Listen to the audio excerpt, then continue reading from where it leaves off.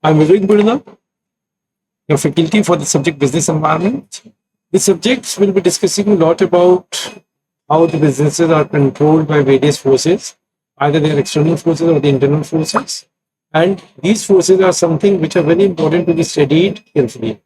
So yesterday we have started up with the area with the topic called economic environment, in which we have studied a large number of things. We have studied about the nature of the economy, even the structure of the economy, those things. Now we are moving ahead in this part. So remember, when I talk about this scenario, in this part,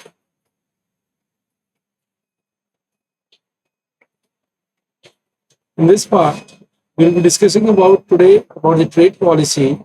In the trade policy, first we need to understand what is trade policy. See, the trade policy can, or how the trade policy can impact the economic environment or role of trade policy in the economic environment. The trade policy can significantly affect the fortunes of the firm. For example, a restrictive import policy or the policy of protecting the home industries may greatly help to import the competing industries, while liberalization of the import policies will create difficulties for such industries.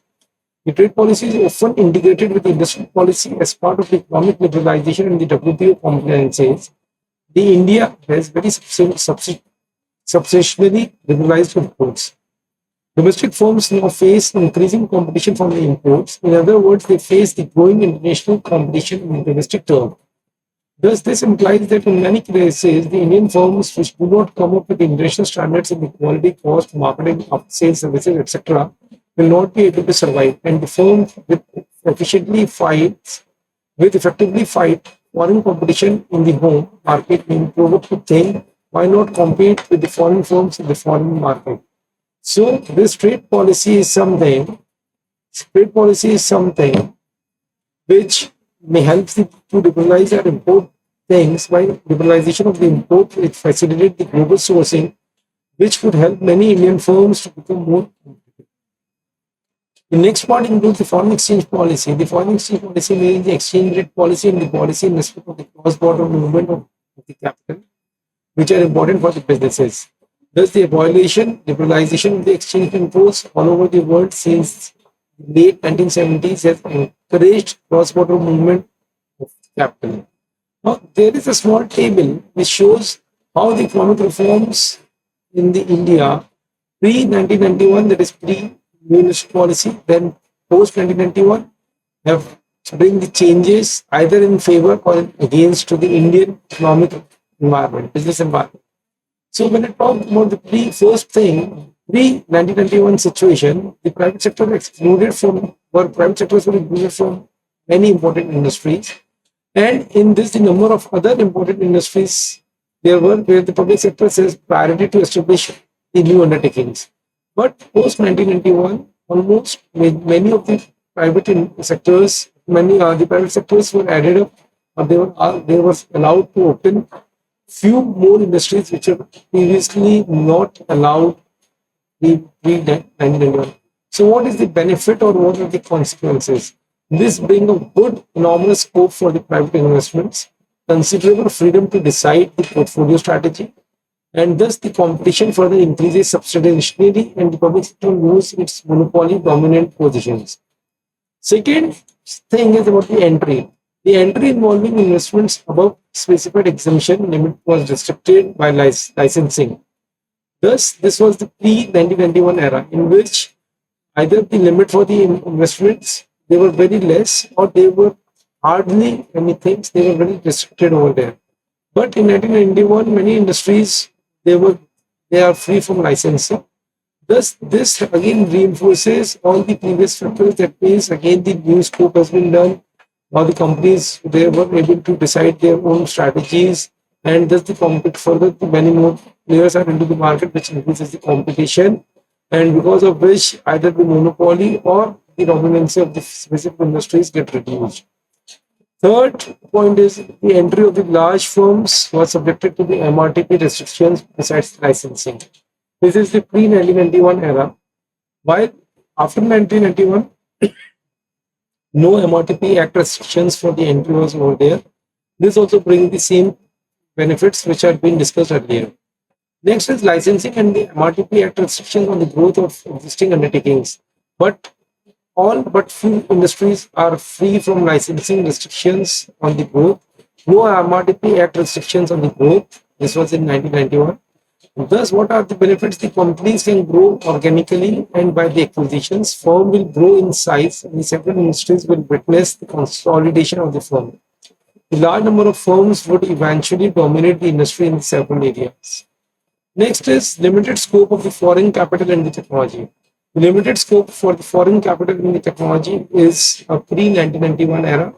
Post 1991, the foreign capital and the technology policies have been substantially liberalized, because of which the entry of many foreign firms by the greenfield projects and the acquisition, there are opportunity for the Indian firms for acquiring the technology and establishing the joint ventures, which substantially increases its competition. And the last over it is pre-1991, there were very high restrictions on the import policy, which was very, very strongly opposed in 1991 policy, in which the import policies were liberalized, because of which the benefit is that the industries can benefit by the global sourcing. Import competing firms face stiff competition while the global competition emerges in the Indian market. Indian firms which have to improve their competitiveness and become more innovative face the global competition. Now, in this economic policy, economic environment, the next topic is foreign investments and the technology policy. In this, we need to remember that until the late 1980s, when the worldwide trend towards the liberalization set in, the foreign capital technologies were under severe restrictions in many developing and socialist communist countries. Restrictions on the foreign capital and the technology constraints not only the foreign firms but also the domestic firms, because it may come in their way of acquiring the technology of their choices from the best sources. Restrictions on the foreign capital may affect growth plans of the firms, including establishment of the joint ventures. India has restriction on the foreign investments by the Indian companies. Next, in this, the huge investments in the infrastructure and the other vital sectors can significantly improve the environment for industrial development, as in the case of China. And a liberal foreign investment and the technology policy will increase the domestic competition and would may and put many domestic firms which were shielded from foreign competition into the problems. At the same time, it would benefit many domestic firms by permitting global sourcing of the capital and the technology by increasing the quantity and the quality of the domestic supply of many goods and services, etc. Next into this is the fiscal policy. The government strategy in respect to the public expenditure and the revenue may have significantly impact on the businesses. The pattern of the public expenditure may affect the development of the various regions, sectors, and the industries differently. Such is the case when, with the taxation policy, government often uses taxes, incentives, or disincentives to encourage or discourage certain activities. For example, when the industry suffers from the recession, the reduction of the taxes like excise duty or the sales tax may help to improve the demand. The reduction of the rates of the direct taxes may, like personal income tax or the corporate taxes, may help to increase, but the result increase in the disposable income, the spending in the economy, leading to the increase in the demand. And the governments, either central as well as provincial, of many countries offer differential fiscal incentives to woo the industries. Next is the monetary policy. What is monetary policy? Monetary policy is basically the policy which is being designed and drafted by the central bank of the country.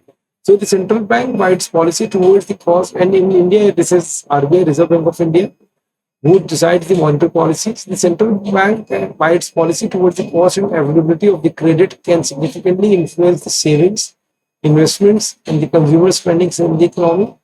Depending on the conditions of the economy and the general economic policies of the government, the central bank, which is called as an RBI, Reserve Bank of India, may adopt an expansionary or contradictory or the neutral monetary policy.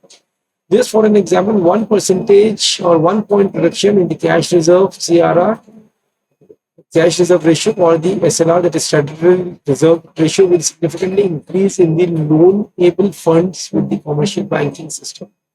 An increase in these ratios will have opposite effect. Thus, the monetary policy will also be pressed in the action to influence the exchange rate of the currency. Next, over this, we need to understand about the role of economic conditions or how the economic conditions play a very crucial role when we talk about the business environment. See, economic conditions in general, the economic conditions affect the businesses, which is very common and very carefully we have seen it. Sometimes we see there is a very booming market, there is recession, there is neutral market, there is rising market, there is declining market, but there is challenging market, there is opportunistic market. These are all based on the economic condition that is prevalent in the environment that time. So the economies pass through a period of booms and the recession. The boom is characterized by the high level of employment and the rising demand in the prices, whereas recession is opposite to these characteristics. If a region depends on significantly extent of any particular industry or the sector, businesses in that region would be significantly affected by the fortune of that industry. The economic and the business prospects in major oil exporting countries depends on a very great extent on the crude oil price. The economic conditions of a region may be linked to the price of the major crops of the region. For example, because of the fall in the prices, the coconut farmers of the Kerala were estimated to have lost about 10,000 crore between 1997 to 2000. This is the facts and the data which we are discussing. Similarly, the rubber farmers lost approximately 1,500 crores during the last 5 year period ended in year 2000. The prices of several other commercial crops also crashed.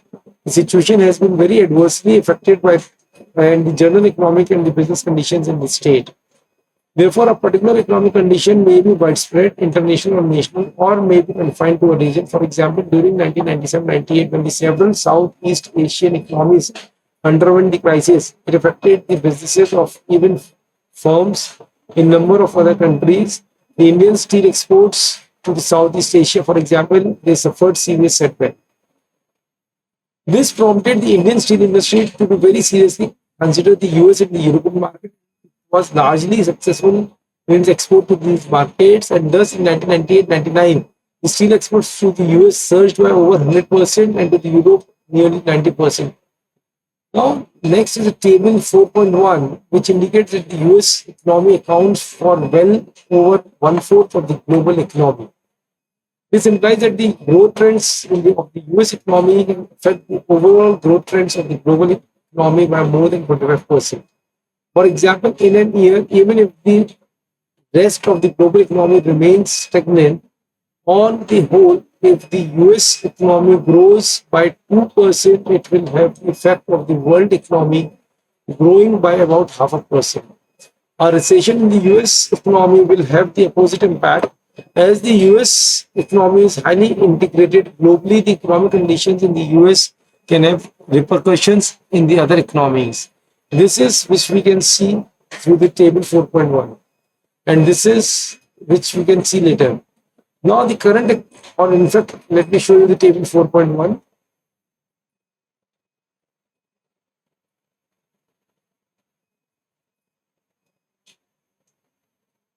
Now the current account and the balance of the payments position, the country can significantly influence certain economic policies and the business environment. For example, a sustained current account surplus can encourage the government to liberalize imports and the capital movements.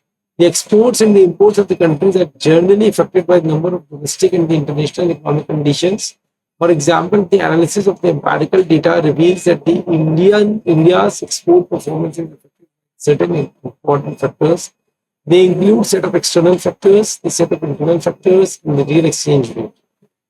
Thus, the external factors are the rate of growth of the economies of importing countries. Second is the rate of growth of the world trade. Third is the rate of change in the price level of the importing countries.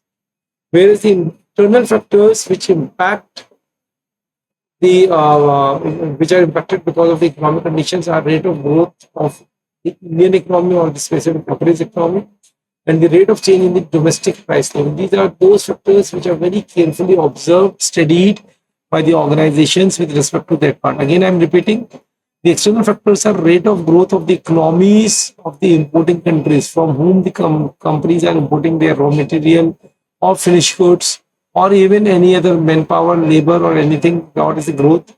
Then what is the growth of the world trade or the business or globally, how it is growing up? And the last is rate of change in the price level in the importing countries. how the prices are varying from where we are purchasing or we are importing our materials or the resources. Their change in will strongly impact the organizational policies, strategies, and their working framework. And the internal factor which I discussed you, internal factor represents the rate of growth of the Indian economy, the rate of change in the domestic price level, and so on. Thus, the most favorable condition for the growth of the Indian export is combination of the high growth rates on all the three external factors, a high growth rate with the price stability for the Indian economy and the fall in the real exchange rate for the exports REX. If some of the above conditions are satisfied and the other conditions are not favorable, then the export performances should be expected to be determined by the relevant strength of the favorable and the unfavorable factors. And we will have the worst situation with the reverse of the ideal combination of condition occurs.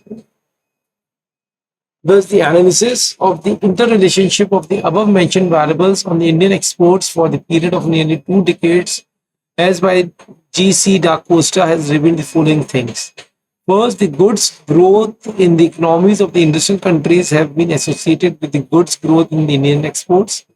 This has been very pronounced in those years characterized by the goods growth in the world trade and the sharp fall in the REX. That is, if I repeat REX we have seen over here. REX is the real exchange rate for the exports. So, the sharp fall in the REX, that is the real exchange rate for the growth in the relative price stability in India. Now, the low growth or the recessionary conditions in the economies of the industrial countries, along with depressed world trade, together with even moderate increase in the REX, did not provide any competitive edge to the country's export. Thus, the volume of the India's export broadly kept pace with the growth in the economies of the industrial countries. In some years, even when the growth in the economies of the industrial countries was low, the country experienced good growth in the volume of the exports because of the sharp decline in the REX. And during certain period, despite modest growth in the industrial countries and in the world trade, the volume of Indian export fell because of the rise in the REX. Now, besides the import regulations, the important factors that determine the volume of the Indian exports are: first is the rate of growth of the Indian economy. The high rate of the growth, ceteris paribus, is associated with the rise in the import. That is, better is the rate of growth, better we have a rise in the imports. Second is the relative price of the imports. That is, relative change in the price of the imports and the domestic goods. If there is increase in the import prices, then definitely if there is increase in the import, then it is definitely possible because of the fall in the relative price of the imports. And these two other factors can infer that the volume of the import trend to be very high when there is conjecture of the high rate of economic growth and the sharp fall in the relative price of the imports and the vice versa. These are thus number of economic factors, many of which form the complex web which affects the business. Thus, in a nutshell, if we discuss about the role of economic environment for the business environment, in the business environment, we can say that the business fortunes and the strategies are influenced by the economic characteristics and the economic policies dimensions such as structure and the nature of the economy, the stage of the development of the economy and the economic resources, the level of the income, the distribution of the income, the assets, the global economic linkages, the economic policies, etc. The important economic factors which are listed in the table 4.4 below is over here. For example, when we discuss about the structure and the nature of the economy, that time we focus on the level of the deployment of the economy, the sectoral composition of the output, and the inter-sectoral linkages.